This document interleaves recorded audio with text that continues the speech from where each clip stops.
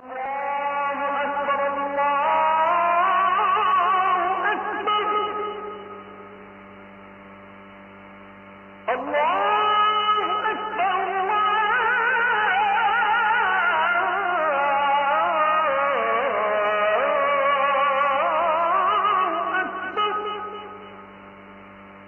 तैयार हैं, আমরা রেডি আছি ইনশাআল্লাহ। ভারত শুনো, আশিকা জামে ফরহাগা কশন্দ কে বদসতে খেশে খুবাশা কুশন্দ। আল্লাহ প্রেমিকরা শরাবান তহুরার পেয়ালা তখন আনন্দে মুখে নেয় যখন আল্লাহ তাদের জীবনটা নেয়ার একটা ব্যবস্থা করে। ওরা জীবন দিয়ে আনন্দের শরাবান তহুরা পান করে। আমরা তো সেই জাত, যদিও এখন একটু অনেকে বুঝতেছি না। ইনশাআল্লাহ দরকার হলে জান দিয়ে ফেলবেন, আমি জানি। আল্লাহ আল্লাহ রাসূলকে গালি টালি দিলে মাঝে মধ্যে দেখি মদখোর মুসলমান, সে যেভাবে লাফায়, সে যেভাবে স্লোগান দেয়, তাকবীর দেয়, আমরা ফেল হয়ে যাই। তার মানে ইমানের কণা তো ভিতরে আছে না নাই? আছে না নাই? লিল্লাহে তাকবীর। আকাশ কাঁপানো তাকবীর দাও একটা, লিল্লাহে তাকবীর। তাকবীর ক্ষেপণাস্ত্র আছে আমাদের, তাকবীর মিসাইল। তাকবীরের লগে দিল্লির বিল্ডিং টিল্ডিং সব পড়ে যাবে ইনশাআল্লাহ। সাহাবীদের তাকবীরে রোমান সাম্রাজ্যের সেনা ব্যারাক ভেঙে পড়েছিল, শাহজালালের তাকবীরে গৌর গোবিন্দের প্রাসাদ ভেঙে পড়েছিল, ঠিক নয় কি? এবং কিয়ামতের আগে আমাদের তাকবীরে ইনশাআল্লাহ হাদিসে আছে ফালাম ইয়ারমু বিসাহমিন ওয়ালাম ইউকাতিলু বিসিলাহ। শেষ জামানার সেই ঈমানদাররা আবার সাহাবীদের মতো ঈমানদার হবে। এখন এখন এখন সেই ঈমান আবার জাগ্রত হবে পৃথিবীতে। তারা কোনো অস্ত্র দিয়ে যুদ্ধ করবে না, অনেক জায়গায় শুধু বলবে লা ইলাহা ইল্লাল্লাহ আল্লাহু আকবার। এই তাকবীরের ছোটে ওদের শহরের প্রাচীর ভেঙে খান খান হয়ে যাবে, মুসলিমরা শহরে ঢুকে পড়বে। সহিহ মুসলিমে এই হাদিসটা আছে। আমরা সেই যুগের সৌভাগ্যবান মানুষ, ঠিক না? ঈমানের জাগ্রত হওয়ার, ঈমান দিয়ে অ্যাটম বম ফিরাই ফেলবো ইনশাআল্লাহ। কোরআনে আছে না নেই? আল্লাযীনা আমানু ওয়া লাম ইয়ালবিসু ঈমানাহুম বিযুলম উলাইকা লাহুমুল আমনু ওয়া হুম মুহতাদুন। যার ঈমান আছে ঈমানের মতো, ঈমানের সাথে কোনো পাপ, জুলুম, অত্যাচার, শিরক এগুলো মিশায় নাই, সাক্কা ঈমানদার। এর জন্য রয়েছে দুনিয়ার নিরাপত্তা, কবরের নিরাপত্তা, হাসরের নিরাপত্তা। জাহান্নামের আগুনে ঢুকে শাফাত করে মানুষকে বের করে আনবে। আগুন বলবে তুমি তাড়াতাড়ি বের হও, তোমার ঈমানের নূর আমার আগুন তো নিভাই ফেললো। জাহান্নামের আগুন হলো সবচেয়ে কঠিন। সেই আগুনে ঈমানের নূরের সামনে চিৎকার করে বলবে তুমি তাড়াতাড়ি বের হও, আমি শেষ হয়ে গেলাম। তো তোর অ্যাটম বোমের আগুন কোন ছাতা, কোন মাথা? এটা ঠিক না বেঠিক?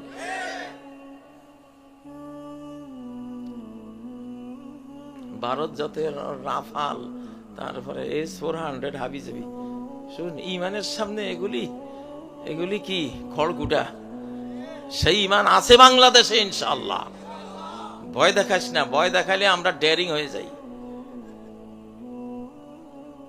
ভারতের চিকেন নেক আছে, চিকেন মানে মুরগি, নেক মানে গলা, মুরগির গলা।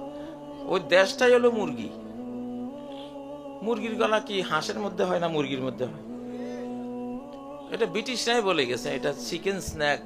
এটা মানে ভারত দেশটা হলো মুরগি, আর ওই শিলিগুড়ি করিডোরটা হলো তার নেক। এটা মুরগির গলা, চিকন।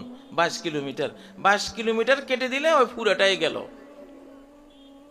7 রাজ্য শেষ, ঠিক না? বাংলাদেশে কোনো চিকেন স্নেক নাই, এটা টাইগার নেক আছে এখানে। আমরা সব টাইগার, ঠিক না বে ঠিক? ওরকম চিকন চিবা গলি টলি নাই ইনশাআল্লাহ। ও কয় ফেনি বলে চিকেন, কিসের ফেনি? চিকেন স্নেক না, নদী আছে আমাকে, মানে পাহাড় আছে আমাকে, স্থলভূমি আছে আমাকে। বেটা লাগিয়া দেখ না, তারপরে দেখবি এটা কিসের নেক, ঠিক না বে ঠিক? লিল্লাহে তাকবীর, লিল্লাহে তাকবীর, তাকবীর।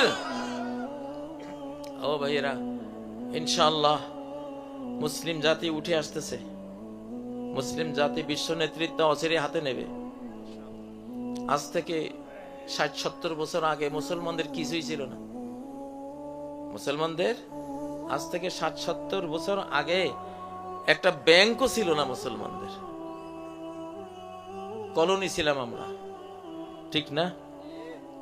আরবরা তখন আমাদের বাংলাদেশে এসে তারা ওয়াজ নসিহত করে কিছু পয়সা নিয়ে তারা সৌদি আরবে যাইয়া তারা জীবন বাঁচাইতো। আজকে এক স্বর্ণের খনি আল্লাহ মক্কার কাছে দিয়ে দিয়েছে, 125 কিলোমিটার লম্বা। সারা বিশ্বের মানুষদের স্বর্ণের পট্টি হয়ে যাবে ওই জায়গাটা। এইরকম অবস্থা। তেল তো আছেই, গোটা মুসলিম বিশ্ব সম্পদের উপরে ভাসতেছে। বাংলাদেশে এই যে সোনাদিয়া দ্বীপ, যেটা এই দ্বীপে 7 লক্ষ টন রেয়ার আর্থ নামক এমন মূল্যবান, মহামূল্যবান পদার্থ আবিষ্কার হয়েছে, স্বর্ণের চেয়েও দাম বেশি ইনশাআল্লাহ। তো আমাদেরকে ভালো হইতে হবে। কি হইতে হবে? আল্লাহ তো বলে দিয়েছেন, وَمَن يَتَوَلَّهُم مِّنكُمْ فَإِنَّهُ مِنْهُمْ। বিজাতি বেঈমানদেরকে যারা বন্ধু বানায় তারা তাদেরই অংশ, তাদেরই অন্তর্ভুক্ত। এরা মুসলমান না, ওরা মুসলমানই না। ওরা চায় বাংলাদেশ উন্নত হলে ওদের সমস্যা, এই বাংলাদেশ উন্নত অস্ত্র কিনলে ভারতের সমস্যা, বাংলাদেশের জিডিপি বাড়লে ভারতের সমস্যা, বাংলাদেশের মানুষ সুখী হলে ওদের সমস্যা, এই দেশের যদি বড় নেতা তৈরি হয় ওদের সমস্যা, এই দেশে বড় বিজ্ঞানী তৈরি হয় ওদের সমস্যা। আরে বাবা, তোমার সমস্যা তুমি বুঝো, আমার সমস্যা আমি বুঝবো না? আমার দেশে আমি বড় হব ইনশাআল্লাহ, আমার দেশ আমি স্বাধীন রাখবো ইনশাআল্লাহ। আজকে আমি এখন যেই মাহফিলে যাই, আমি স্বাধীনতার উপরে একজনের হাতে বাইয়াত নেই। একজন, এটা নিয়ম ইসলামী, একজন বাইয়াত করবে, সবাই এর ভিতরে শামিল থাকবে। স্বাধীনতার ডাক দিলে যদি বাংলাদেশ আক্রান্ত হয়, আমরা হুঙ্কার দেব, গোটা জাতি ঝাঁপিয়ে পড়বে দেশমাতৃকা রক্ষার যুদ্ধে ইনশাআল্লাহ। কারা রেডি আছেন? লিল্লাহে তাকবীর। স্বাধীন বাংলাদেশ, স্বাধীন বাংলাদেশ, এটা মুসলিম মানচিত্র, এটার জন্য জীবন দিলে শহীদ। এই মানচিত্র 47 আমরা নিছি আল্লাহকে সেজদা দেওয়ার জন্য, কোরআন পড়ার জন্য, কোরআন মানার জন্য, ঠিক নয় কি? এখানে আমরা এই মানচিত্র নিছি মহানবী সাল্লাল্লাহু আলাইহি সাল্লামের সুন্নত মতো জীবন যাপন করার জন্য। একমাত্র দেশ পৃথিবীর বুকে যার জন্মই হয়েছে ইসলামের জন্য। অতএব এই মানচিত্রের জন্য যেই বিজিবি জীবন দিবে তারা শহীদ, যে সেনা সদস্য জীবন দিবে তারা শহীদ, যে সরকার জীবন দিবে তারা শহীদ, যে জনগণ জীবন দেবে তারা শহীদ। কারণ এটা আল্লাহর শহর, আল্লাহর দেশ, আল্লাহর জন্য নেওয়া একটা দেশ। এটা কোনো আমি ওয়াজ করছি না, ইতিহাস বললাম। এটা কি ইতিহাস? অতএব আগামী সরকার নির্বাচন যদি হয়, হবে কিনা আমি জানি না, যুদ্ধ হবে কনফার্ম, কিন্তু নির্বাচন হবে কিনা জানি না। একজন আসেন, আমার হাতে হাত দেন। স্বাধীনতার জন্য এই মুসলিম মানচিত্র মুরব্বী, আচ্ছা যাক, ওনার পিছে সবাই থাকবেন। আপনি বলেন, আমি বাংলাদেশের স্বাধীনতা, সার্বভৌমত্ব, নিরাপত্তার জন্য আমার জীবন, আমার সম্পদ সবকিছু উজাড় করে দেব। যুদ্ধ করতে হলে আমি জীবন দিয়ে সেই যুদ্ধে অংশ নেব ইনশাআল্লাহ। হ্যাঁ আল্লাহ, আমার এই ওয়াদা, আমার এলাকার সবার এই ওয়াদা, এই বায়াত আপনি কবুল করুন।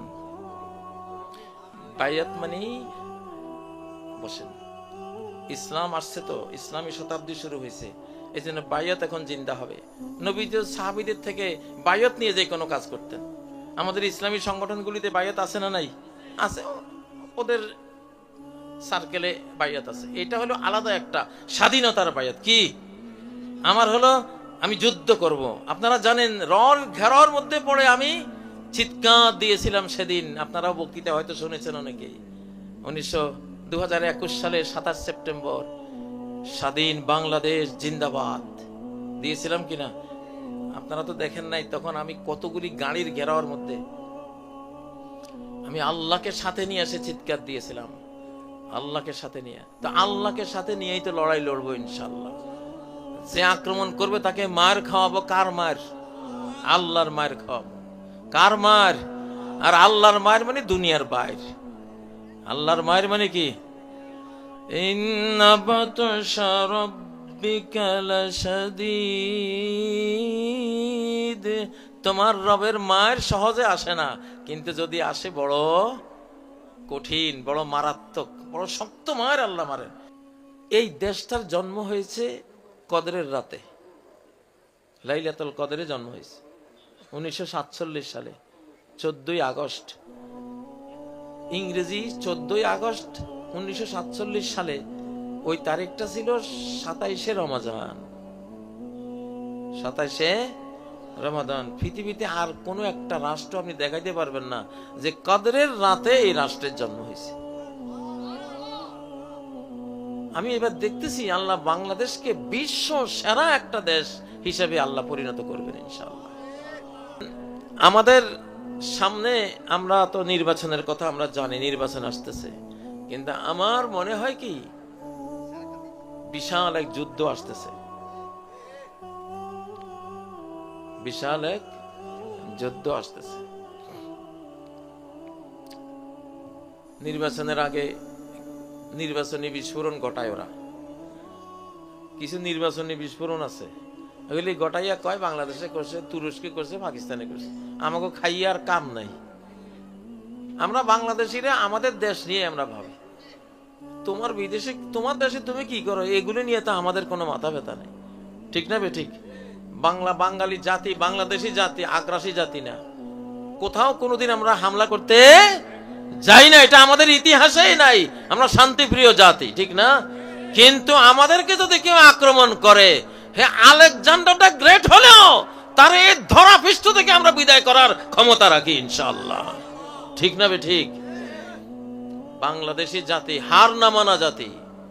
বলবীর বল উন্নত মম শির, শির নেহারে আমারই নত শির, শিরই শিখর হিমাদ্রির। ঠিক নয় কি?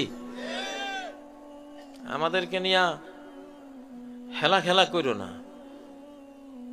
আমরা শান্তিতে আছি, আমাদের দেশ নিয়েই আমরা আছি।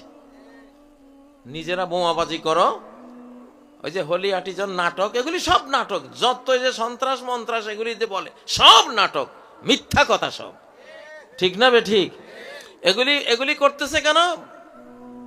আমি ইতিহাস ঘাটলে আমি দেখি, মুসলমান বেঈমানরা যখন অমুসলমানের সাথে ষড়যন্ত্রে লিপ্ত হয়, তখন অল্প সময়ের মধ্যে সেই মুসলমান দেশ আক্রান্ত হয়। কি বলছি? মুসলমান গাদ্দার মির্জাফররা, বিশ্বাসঘাতকরা, মুসলমান বিশ্বাসঘাতক যখন অমুসলিমদের সাথে দেশ বিরোধী চক্রান্ত করে, তখন অল্প সময়ের মধ্যে ওই দেশ, ওই মুসলমান দেশ আক্রান্ত হয়, ওই বিজাতিরা আক্রমণ করে। প্রথম উদাহরণ নবাব সিরাজের আমলে মির্জাফর, ঠিক না? গজেটি বেগম, এই পুরুষ শক্তি নারী শক্তি ক্লাইভের সাথে ষড়যন্ত্র করেছিল। ষড়যন্ত্রের 6-7 মাসের মধ্যেই সম্ভবত আমাদের এই দেশটা 200 বছরের গোলামির জিঞ্জিরে আবদ্ধ হয়ে যায়। পলাশির যুদ্ধ হয় 6-7 মাসের মধ্যে, পলাশির যুদ্ধ হয়। সেই যুদ্ধে, যুদ্ধ তো নয়, প্রহসন। মির্জাফর তার 45,000 আমাদের বাংলাদেশি সৈন্য নিয়ে এসে দাঁড়ায় দিচ্ছে। 5,000 সৈন্য নিয়ে নবাব সিরাজ যুদ্ধ করতেছে। ওই সময় বৃষ্টি আসলো, যুদ্ধ থামলো। সিরাজ মির্জাফরের কাছে চিঠি লিখলো, এই তো সুযোগ, তুমি এই সময় একটু আসো না, এই বিদেশি শক্তিটারে আমরা ধ্বংস করে দেই।